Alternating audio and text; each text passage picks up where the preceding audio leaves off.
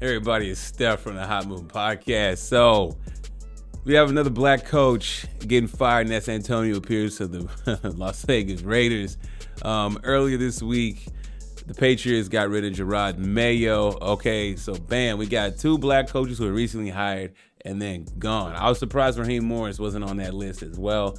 Maybe they're going to show him a little more grace because he's been with the Falcons before, even though they collapsed.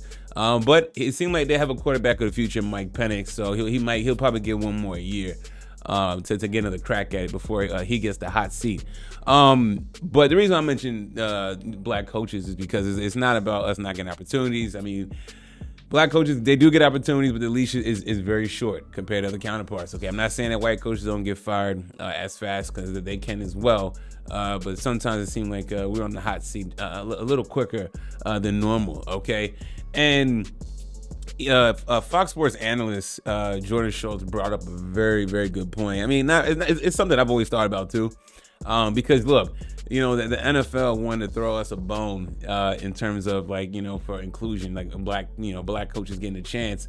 You get to not only if you hire a black coach, you get a compensatory pick or something, right? Try to reward franchises for hiring minority coaches. Maybe it's not black coaches, maybe minority coaches, something like that, right? Or African American coaches. I don't know, right? You get a free draft pick or an additional draft pick.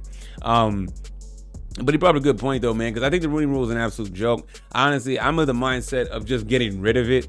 Okay, don't throw us a bone if it's not gonna be taken seriously. You know what I'm saying? And if you're gonna use the Rooney Rule just to kind of check a box and then try to and check a box and get a draft pick, then I mean it's almost making like a mockery of us, right? Like our value is only as good as getting a draft pick handout.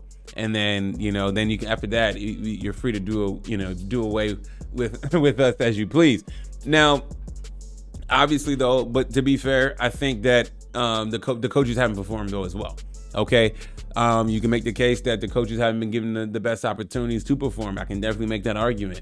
Okay, so I'm not going to put it all on them being fired because they're black.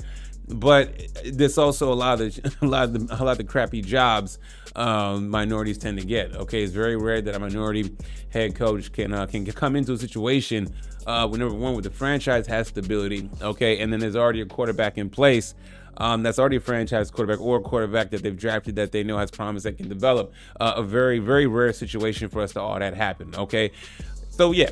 Anyway, so Jordan Schultz, Fox NFL analyst or insider. He said the NFL Rooney Rule has been around for years, but watching teams blatantly sidestep its intent never stops being frustrating.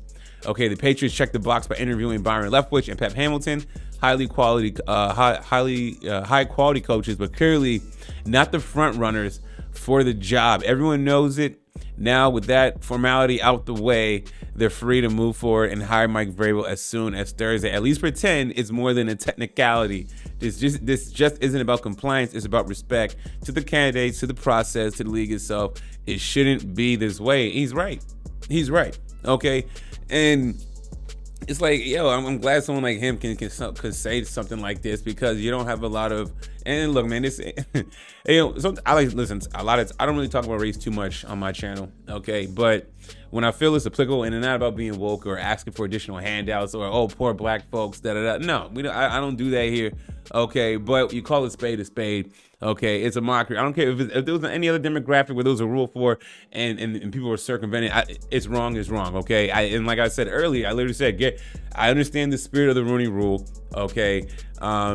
Get rid of it. The Rooney Rule was really, I appreciate the Steelers trying to implement it. Mike Tomlin, we got Mike Tomlin. He's been proven to be one of the best black coaches, probably in NFL history, honestly. But that's an anomaly, okay? Now everybody is going to be able to find a Mike Tomlin or a Tony Dungy, okay, as well. Forgot to mention about him too. My bad. Okay, so. But yes, everybody knew the Patriots are gonna want to hire Mike Vrabel. Okay, he coached the Tennessee Titans. He was a good coach. Okay, and his name's been circling around, and he's gonna be the next hot candidate. And I believe he did play for the New England Patriots. Okay, so look, I get it. I understand. The NFL, they tried. I can't put this on the league, but I also think that the league could have done a better job in terms of maybe find ways to to make sure that, okay, if you're gonna hire a black coach, okay, at least 2 years. At least 2 years. Okay. Then after 2 years, then you can get a compensatory draft pick or something like that, right? Because if that's the case, if it's just one and done, I mean, it's like, college kid, it's like a one and done rule. Yeah, basically, like a college kid can come in, he goes to big D1 school, basketball plays, then he's out. I mean, that's what it is, right? That's what it feels like. So I mean, I don't know, man. Look, I get it. A lot of NFL jobs are actually crap jobs. Okay. So I understand that not everybody's going to have black or everybody's going to have a tailor-made situation, and you're really going to have to show that you can actually coach, lead a staff, develop players, all that, have the right people around you. But I mean, for Jerod Mayo, I think Antonio Pierce, I can understand, even though the players played hard for him. He was in a tough situation, and Jerod Mayo, he was one of their own. He played for Bill Belichick. Bill Belichick endorsed him, and he's already gone, right? Never really had a chance to develop. Okay, he's a young coach. He didn't get that rookie coach grace period. So then, what was the whole point of hiring Jerod Mayo? Could it be? I've heard that the Patriots could have been mad for them not getting the one draft pick. All these things, man. Him calling his players soft. He didn't do himself a lot. He didn't do himself any service in the media though, too. Okay, I do think there was some blame to put at Jerod Mayo's feet for this though. But back to what Jordan said about look, they're interviewing Brian Leftwich and Pep Hamilton. Pep Hamilton. When's the last time he's been a head coach? God, you know what I'm saying? Like what?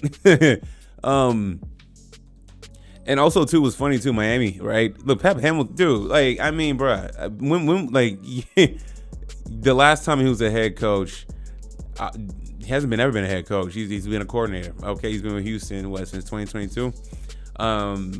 Was he offensive coordinator in 2022? Yeah, and that was it, and he's gone. So that his name come out of left field is absolutely wild to me. But Brian Leftwich, he had Tom Brady. You saw what he did after Tom Brady.